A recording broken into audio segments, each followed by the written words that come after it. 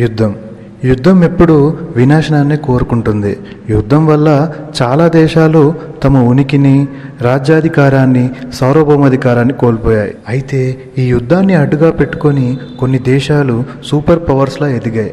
అయితే ఈ రెండవ ప్రపంచ యుద్ధంలో యుఎస్ఏ ఎలా పాల్గొంది, ఎలా గెలిచిందో మనం ఇప్పుడు తెలుసుకుందాం. రెండవ ప్రపంచ యుద్ధం సెప్టెంబర్ 1, 1939 సంవత్సరంలో ఆరంభమై ఇలా 6 సంవత్సరాల పాటు కొనసాగి సెప్టెంబర్ 2, 1945లో ముగిసింది. రెండవ ప్రపంచ యుద్ధానికి చాలా రీజన్సే ఉన్నాయి. కాకపోతే తక్షణ కారణం జర్మనీ పోలాండ్పై దాడి చేయడం.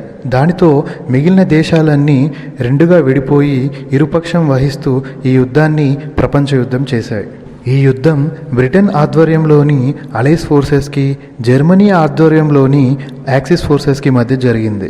అలైస్ ఫోర్సెస్లోని అతి ముఖ్యమైన దేశాలు బ్రిటన్, ఫ్రాన్స్, యుఎస్ఏ, యుఎస్ఎస్ఆర్.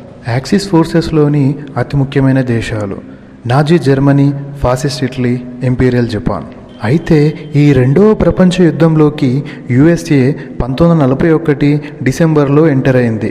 అంతకుముందు బ్రిటన్కి పరోక్షంగా సరుకులు పంపేది. అట్లాంటిక్ సముద్రంలో జర్మన్ యూబోట్స్ నుండి సరుకుల కాన్వాయ్కి రక్షణగా యుఎస్ఏ తమ బ్యాటిల్ షిప్స్ని ఎస్కార్ట్గా పంపేది. ఇదే సమయంలో యాక్సిస్ ఫోర్సెస్లో మెంబర్గా ఉన్న జపాన్ పసిఫిక్ ఓషన్లో పెరుగుతున్న యుఎస్ నావల్ ఫ్లీట్ని చూసి భయపడి 1941 డిసెంబర్ 7న యుఎస్ నావల్ బేస్ అయిన పెర్ల్ హార్బర్పై తమ నేవీ అండ్ ఎయిర్ ఫోర్స్తో సర్ప్రైజ్ అటాక్ చేసింది. ఇదే సమయంలో మరొక వైపు జర్మనీ 1941లో యుఎస్ఎస్ఆర్ భూభాగంపై దాడి చేయడంతో స్టాలిన్ నియంతగా ఉన్న యుఎస్ఎస్ఆర్ కూడా వరల్డ్ వార్ 2లోకి ఎంట్రీ ఇచ్చింది.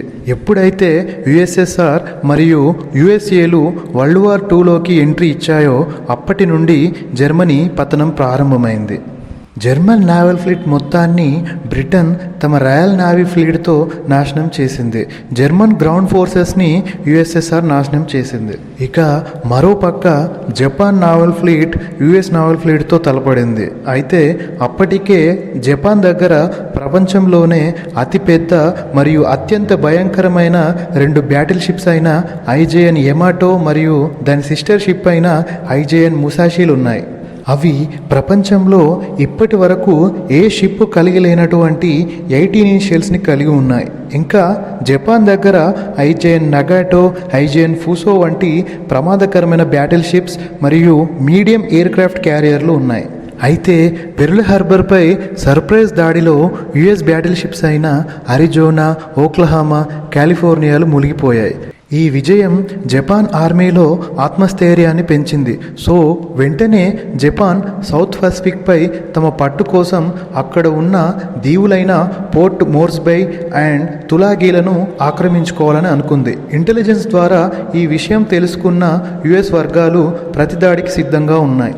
పెర్ల్ హార్బర్ దాడి జరిగి సరిగ్గా 6 నెలలకు మే 4, 1942 సంవత్సరంలో battle of Coral Sea start అయింది. అయితే ఈ యుద్ధం స్పెషాలిటీ ఏంటంటే ఒక్క షిప్ కూడా ఎదురేరుపడి దాడి చేసుకోలేదు. ప్రపంచ చరిత్రలో మొదటిసారి ఇరు వర్గాల ఎయిర్ క్రాఫ్ట్ క్యారియర్స్ 130 కిలోమీటర్ల దూరం నుండి ముఖాముఖి తలపడ్డాయి. అయితే యుద్ధానంతరం ఇరుపక్షాలు మాదే విజయమని ప్రకటించుకున్నాయి. కానీ జపాన్ ఈ యుద్ధాన్ని టాక్టికల్గా గెలిచింది. యుఎస్ ఫ్లీట్ క్యారియర్ అయిన లెక్సింగ్టన్ని జపాన్ డిస్ట్రాయ్ చేసింది మరియు యార్క్టౌన్ను డ్యామేజ్ చేసింది. అయితే యుఎస్ ఫ్లీట్ క్యారియర్ అయిన లెక్సింగ్టన్ ఒక్కటే సౌత్ పసిఫిక్లో 25% ప్రాంతాన్ని కవర్ చేసేది. జపాన్ యార్క్టౌన్ కూడా మునిగింది అనుకుంది. అయితే స్ట్రాటజీ పరంగా యుఎస్ ఈ యుద్ధాన్ని గెలిచింది. ఎందుకంటే ఆస్ట్రేలియా నుండి యుఎస్ఏకి సప్లై లైన్ తెగిపోకుండా చూసుకుంది. జపాన్ సౌత్ పసిఫిక్లో తమ పట్టు కోసం యుఎస్ ఎయిర్ క్రాఫ్ట్ క్యారియర్స్ అన్నిటినీ నాశనం చేయాలని ఒక భారీ యుద్ధాన్ని జూన్ 4, 1942 సంవత్సరంలో చేసింది. ఈ యుద్ధంలో Japanese commander in chief of combined fleet అయిన Isoroku Yamamoto, commander in chief of US Pacific fleet and Pacific areas అయిన చెస్టర్ నిమిట్జ్లు పాల్గొన్నారు. ఈ యుద్ధం కోసం మిడ్వే అనే ఒక ఐలాండ్ని ఎంచుకున్నారు. అయితే ఈ యుద్ధంలో జపాన్కి భారీ దెబ్బ తగిలింది. పెర్ల్ హార్బర్ అటాక్లో పాల్గొన్న జపనీస్ ఫ్లీట్ క్యారియర్స్ అయిన అకాజీ, కగా, సొరాయు అండ్ హిరాయులను యుఎస్ నేవల్ ఫ్లీట్ సముద్రంలో కలిపేసింది. యుఎస్ఏ ఫ్లీట్ క్యారియర్ అయిన యార్క్టౌన్ ఒక డిస్ట్రాయర్ హమ్మామ్ని కోల్పోయింది. యుఎస్ఏ దగ్గర ఇంకా 2 ఫ్లీట్ క్యారియర్స్ అయిన హార్నెట్ అండ్ ఎంటర్ప్రైజ్ ఉన్నాయి.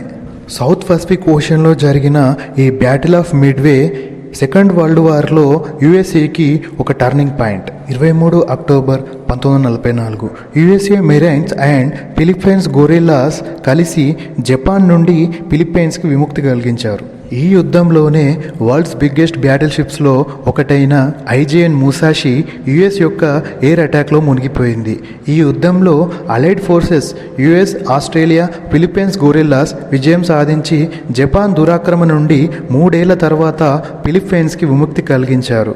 ఇదే యుద్ధంలో ముసాషి సిస్టర్ షిప్ అయిన యమాటో ఫస్ట్ అండ్ లాస్ట్ టైం తన మెయిన్ గన్స్ అయిన 18 ఇంచ్ షెల్స్ని వాడింది. కానీ యుఎస్ ఎయిర్ క్రాఫ్ట్ క్యారియర్స్ ముందు నిలవలేక రిట్రీట్ అయింది. ఏప్రిల్ 7, 1945 జపాన్ నేవీ తమ ఆశలన్నీ వరల్డ్స్ బిగ్గెస్ట్ బ్యాటిల్ షిప్ అయిన యమాటోపై పెట్టుకున్నాయి. కానీ ఈ యుద్ధంలో యమాటో అమెరికన్ క్యారియర్ బేస్డ్ బాంబర్స్తో డిస్ట్రాయ్ చేయబడింది. జపాన్ ప్రపంచంలోనే అతి పెద్దవైన 2 బ్యాటిల్ షిప్స్ తయారు చేసింది. కానీ వాటి వల్ల జపాన్కి ఒరిగిందేమీ లేదు. పైగా వాటి రిపేర్స్ అండ్ ఫ్యూయల్ ఖర్చులు తప్ప. అమెరికా తన ఎయిర్ క్రాఫ్ట్ క్యారియర్స్తో మొత్తం నేవల్ వార్ఫేర్నే మార్చేసింది. ఈ యుద్ధంతో జపాన్కి సౌత్ పసిఫిక్లో యుఎస్ యొక్క నావల్ ఫ్లీట్ డామినెన్స్ తెలిసొచ్చింది. అమెరికా తన ఎయిర్ క్రాఫ్ట్ క్యారియర్స్తో మొత్తం నావల్ వార్ఫేర్ని నెక్స్ట్ లెవెల్కి తీసుకెళ్ళింది. ఇంకా నావల్ వార్ఫేర్లో అతిపెద్ద బ్యాటిల్ షిప్స్ అవసరం లేకుండా చేసింది. ఆగస్టు 6, 1945 అమెరికా మొదటిసారి తమ న్యూక్లియర్ బాంబ్ అయిన లిటిల్ బాయ్ని హిరోషిమాపై ప్రయోగించింది. ఆగస్టు 9, 1945 అమెరికా రెండవసారి తమ న్యూక్లియర్ బాంబ్ అయిన ఫ్యాట్ మ్యాన్ని నాగసాకిపై ప్రయోగించింది. ఈ 2 అటామిక్ బాంబ్స్ వల్ల జపాన్ తీవ్రంగా నష్టపోయి సరెండర్ అయింది. ఈ విధంగా సెకండ్ వరల్డ్ వార్ సెప్టెంబర్ 2, 1945లో ముగిసింది. రెండో ప్రపంచ యుద్ధ అనంతరం యుఎస్ఏ మరియు యుఎస్ఎస్ఆర్ మధ్య కోల్డ్ వార్ స్టార్ట్ అయింది. చివరకు యుఎస్ఎస్ఆర్ విచ్ఛిన్నం తర్వాత అమెరికా ప్రపంచ అగ్రరాజ్యంగా ఆవిర్భవించింది.